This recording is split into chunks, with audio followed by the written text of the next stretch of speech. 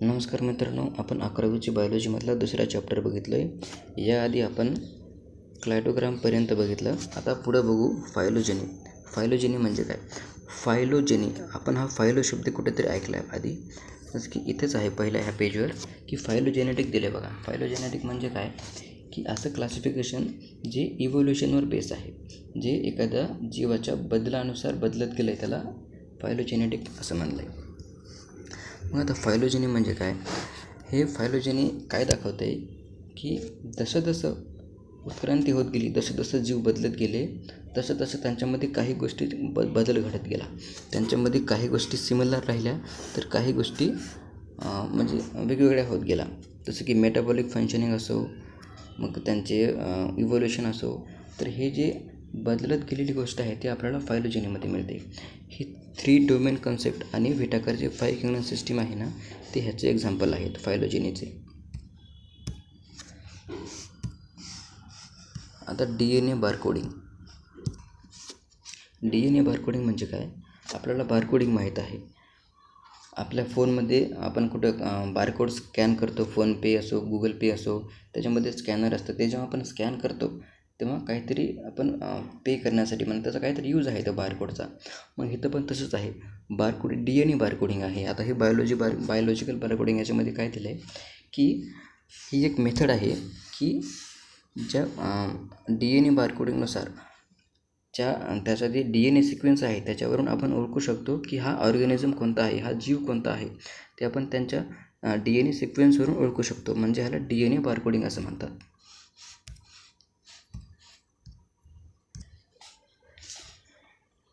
It helps to study newly identify species. DNA barcoding काय करतं? जे नवीन काही जीव आपल्याला कळालेत, नवीन ज्यांचं संशोधन होऊन ते आपल्याला आत्ता कळालेत, म्हणजे ते आपल्याला त्यांची इकॉलॉजिकल आणि इव्होल्युशनरी रिलेशनशिप समजण्यासाठी हे DNA बारकोडिंगचा मदत होते. DNA बारकोडिंग करण्याचे 2 स्टेप आहेत मित्रांनो. DNA बारकोडिंग करण्याचे 2 स्टेप आहेत. ते कुठले? पहिली स्टेप आहे, जे काही आपल्याला स्पेसिस माहिती आहेत त्यांचे DNA कलेक्ट करायचं, ही पहिली स्टेप झाली. आणि दुसरी स्टेप म्हणजे जे स्पेसिस आपल्याला माहिती नाहीत त्यांना माहिती असलेल्या स्पेसिसची मॅच करायचं. मग ते झालं दुसरी स्टेप. पहिली स्टेप कोणती? जे स्पेसिस आपल्याला माहिती आहेत त्यांच्यासोबत मॅच करायचं. आणि जे नवीन शोध लागलेले जीव आहेत तर त्यांचे DNA माहिती असलेल्या स्पेसिससोबत मॅच करायचे. हे झाली दुसरी step.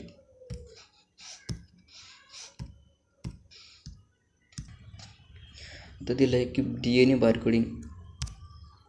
Barcoding has many applications. आणि DNA बारकोडिंगचे भरपूर उपयोग आहेत. त्याच्यापैकी काही दिलेत खाली.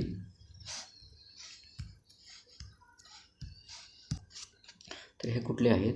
जे काही अशा स्पेसिस ज्या लुप्त होण्याच्या मार्गावर आहेत, म्हणजे ज्या संपून जाण्याच्या मार्गावर आहेत. लुप्त होणे म्हणजे काय? एखादी गोष्ट सध्या आहे पण भविष्यामध्ये ती कदाचित राहणार नाही असं वाटणे म्हणजे लुप्त होण्याच्या मार्गावर असणे. अशी स्पेसिसचे इंडेंजर्ड स्पेसिस आहेत. त्यांच्यामध्ये पण DNA बारकोडिंगचा उपयोग होतो. नंतर प्रिझर्वेशन ऑफ नॅचरल रिसोर्सेस. जे काही नॅचरल रिसोर्सेस आहेत ते टिकवून ठेवण्यामध्ये सुद्धा DNA बारकोडिंगचा उपयोग होतो. Pest control in agriculture. Identifying disease. नवीन रोग आला असेल डिसीज कुठला तर ते ओळखण्यामध्ये त्याचासुद्धा उपयोग DNA बारकोडिंग होतो. नंतर व्हेक्टर म्हणजे काय? अशी गोष्ट जे एका ठिकाणापासून दुसऱ्या ठिकाणापर्यंत काहीतरी पसरवते. म्हणजे आता मलेरिया होतो आपल्याला. मलेरियामध्ये काय होतं की डास जो असतो तो एका ठिकाणापासून दुसऱ्या व्यक्तीपर्यंत तो रक्त वगैरे नेतो. तर तो काय व्हेक्टर त्या ठिकाणी काय झाला, तो डास जो आहे तो व्हेक्टर आहे त्या ठिकाणी. म्हणजे तो एका ठिकाणी दुसरीकडे तो रोग पसरवतो, मग त्याला व्हेक्टर म्हणतात.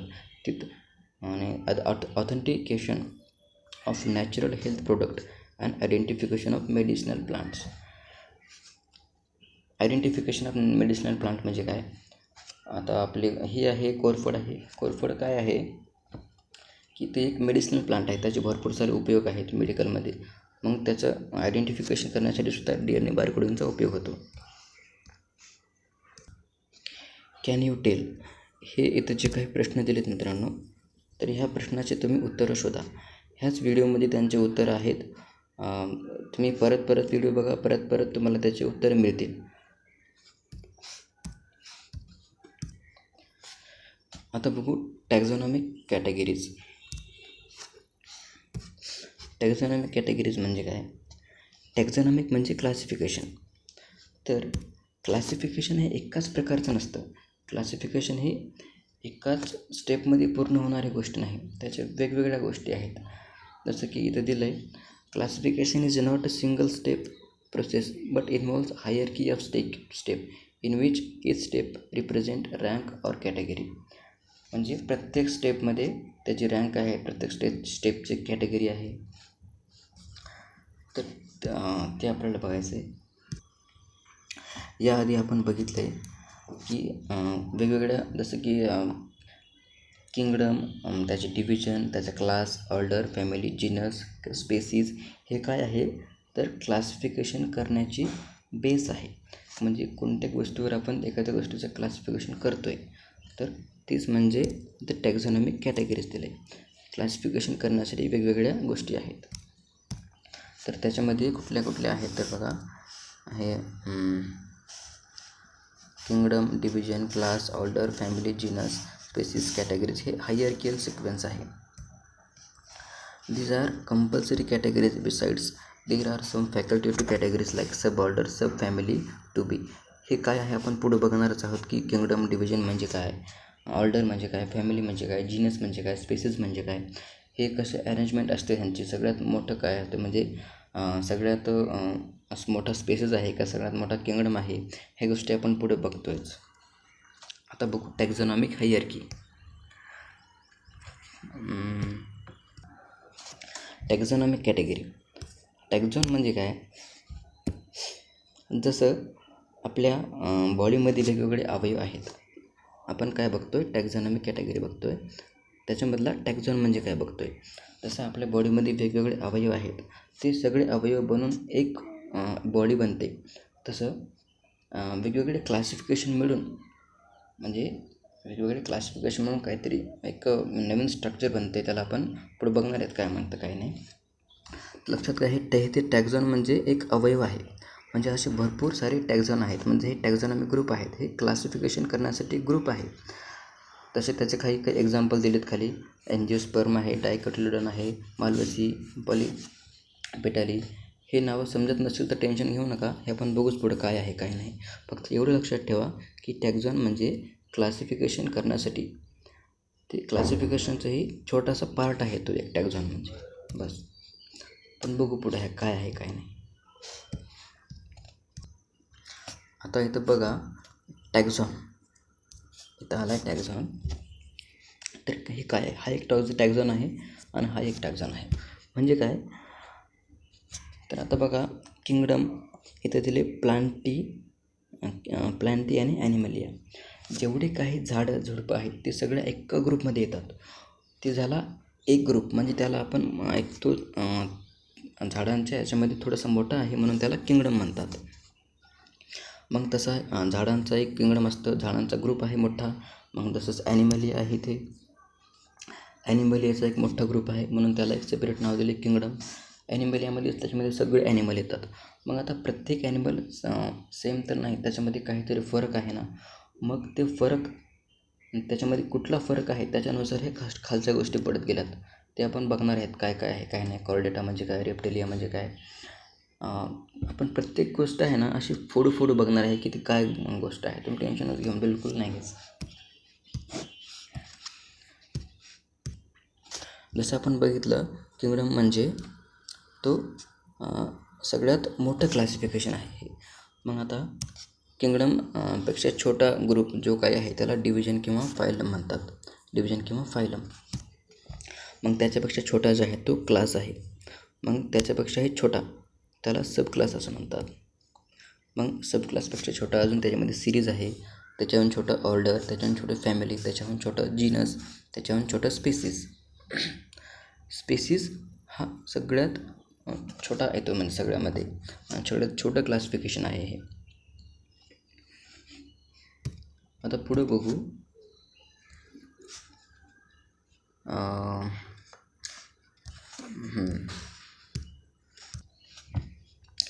हे जे काय हा जे काही चार्ट आहे ना तो कशाचा आहे, तर एक झाड दिलं इथं आणि एक कुठला तरी ॲनिमल घेतला आहे.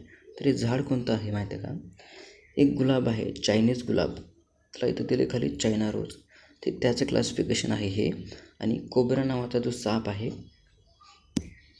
कोब्रा सगळ्यांना नाव माहिती असेल.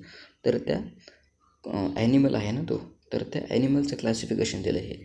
त्याचं नाव काय आहे, असं का म्हणजे कसं त्याचा फरक पडत गेला पुढे ते आपण बघू पुढं.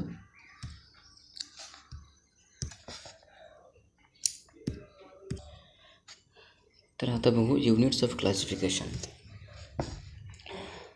तर क्लासिफिकेशन करण्यासाठी त्यांनी काही गोष्टीचा वापर केला आहे, त्याला एक युनिट म्हणले. तर हे कुठले कुठले युनिट आहेत, त्यामध्ये स्पेसिस आहे, जीनस आहे, त्याच्यानंतर फॅमिली आहे, त्याच्यानंतर ऑर्डर आहे, क्लास आणि डिव्हिजन, फायलम. हेच दिलं आहे. जे काही इथं आहे ना तेच खाली जरा एक्सप्लेन करून सांगितले, ते आपण बघू आता. स्पेसिस म्हणजे काय?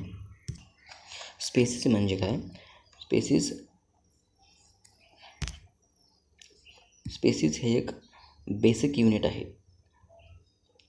म्हणजे स्पेसिसपेक्षा अजून त्याच्यामध्ये क्लासिफिकेशन कुठलंही नाही पडत. म्हणजे जो एखादा पर्टिक्युलर ॲनिमल आहे, जसं की आपण आता कोब्रा बघितला इथं, तर तो त्या स्पेसिस आहे. आपण बघू पुढे स्पेसिस आणि जीनस म्हणजे काय. तर एक गोष्ट लक्षात ठेवा,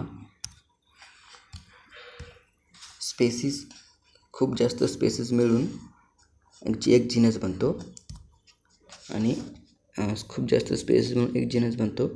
असे भरपूर जीनस मिळून एक फॅमिली बनते. असे भरपूर फॅमिली मिळून एक ऑर्डर बनतो.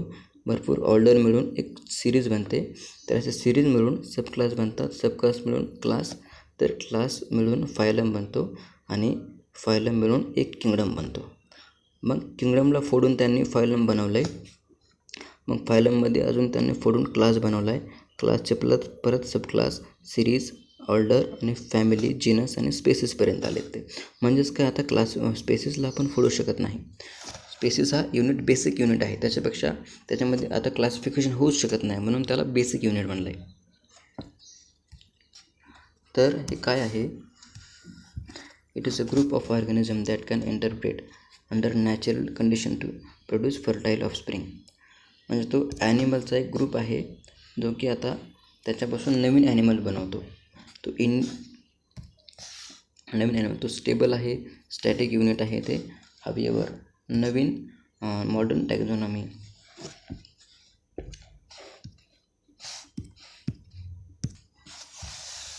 आता आपण बघू जीनस म्हणजे काय. म्हणजे काय, तर स्पेसिसच्या ग्रुपला जीनस म्हणतात.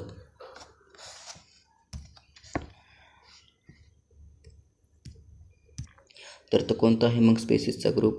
जसं की टायगर, लिओपॉल्ड, लायन हे स्पेसिस आहे, इंडिव्हिज्युअल स्पेसिस आहे. ह्यांच्या ग्रुपला एक जीनस म्हणतात. मग ह्या जीनस कोणता आहे, तर तो आहे पॅन्थेरा.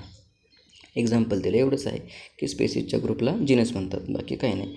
जसं की मग ब्रिंजल, पोटॅटो हे स्पेसिस आहेत. ह्यांच्या ग्रुपला काय म्हणतात, तर सोलॅनम. हे इटॅलिक भाषेमध्ये स्पेसिस लिहितात. असं तर थोडंसं तिरकसलेलं ह्याला इटॅलिक असं म्हणतात. तर खाली बघा, फॅमिली म्हणजे काय, तर हे जीनसच्या ग्रुपला फॅमिली म्हणतात. तर बघा, जीनसच्याच ग्रुपला फॅमिली म्हणतात. मग कुठले जीनस आहेत, एक्झाम्पलमध्ये दिलं आहे, हेबिस्कस, गॉसिपियम, सीडा आणि बॉम्बॅक्स. हे कुठल्या फॅमिलीमध्ये येतात, तर हे मालवसी फॅमिलीमध्ये येतात. हे फक्त एक्झाम्पलमध्ये दिलं आहे. ह्या पेजवर जे काही दिले ना मित्रांनो, ह्या पेजवर जे काही दिलं आहे ते फक्त एवढंच सांगण्याचा प्रयत्न करतं आहे की स्पेसिस मिळून जीनस होतो, जीनस मिळून फॅमिली होतो, फॅमिली मिळून ऑर्डर होतो, ऑर्डर मिळून सिरीज होते, सिरीज मिळून क्लास, क्लास मिळून क्लास, तर हे सगळं मिळून किंगडम होते. बस एवढं सांगण्यासाठी हा सगळा एक्सप्लेनेशन दिले खाली. तुम्हाला जर हे समजत असेल तर तुम्हाला एवढं समजलं की स्पेसिस मिळून जीनस होते, हे सगळं डिवाइड होत गेले खाली. तर हे फक्त एक्झाम्पल दिलेत. हे एक्झाम्पल आपल्याला पुढे चालून बघायचे आहेत. तर आता एवढं लक्षात ठेवा की जीनस मिळून फॅमिली होते आणि ऑर्डर म्हणजे काय, परत फॅमिली मिळून ऑर्डर होते. वेगवेगळे फॅमिली म्हणजे ऑर्डर.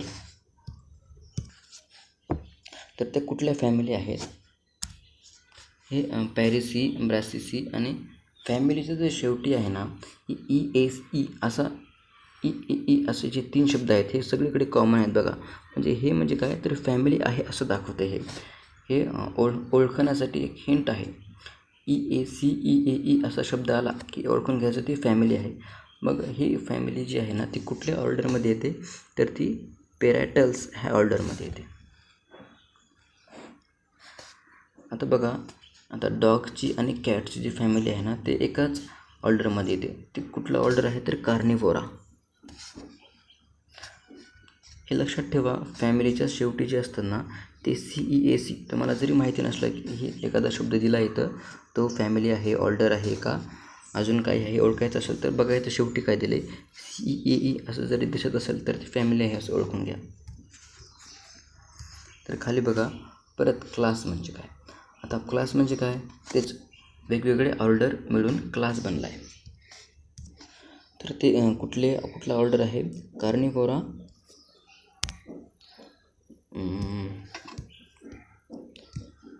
तर आता बघा, कार्निव्होरा आणि प्रायमेट्स हा मिळून काय बनला आहे, मॅमेलिया. मॅमेलिया हा क्लास आहे आणि कार्निव्होरा आणि प्रायमेट्स हे ऑर्डर आहेत. हे 2 ऑर्डर मिळून मॅमेलिया हा क्लास बनला आहे. मग आता फायलम म्हणजे काय, परत वेगवेगळे क्लास मिळून एक फायलम बनला आहे. तर ते कुठले आहेत, क्लास कुठले, तर अँजिओस्पर्म आणि डायकॅटलोडॉन हे आणि मोनोकॅटलोडॉन.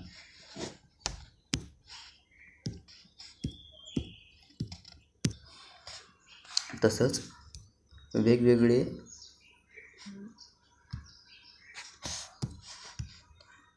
फायलम मिळून एक किंगडम बनला आहे आणि वेगवेगळे सब किंगडम मिळून एक किंगडम बनला आहे. किंगडम म्हणजे काय, आता बघा, it is the highest taxonomic category composed of different sub kingdoms. म्हणजे वेगवेगळे सब किंगडम्स मिळून एक किंगडम बनला आहे. तर त्याच्यापैकी सब किंगडम्स कुठले, तर हे फायनोरोजेम्स, क्रिप्टोगेम्स हे प्लांट किंगडम आहेत. मग ते कशामध्ये येतात, तर प्लांटमध्ये येणार. मग त्याला प्लांट आपण किंगडम प्लांटी म्हणू शकतो, किंवा जर तसंच एखादं ॲनिमल्स बनलं असेल तर आपण त्याला किंगडम ॲनिमलिया म्हणू शकतो. बस.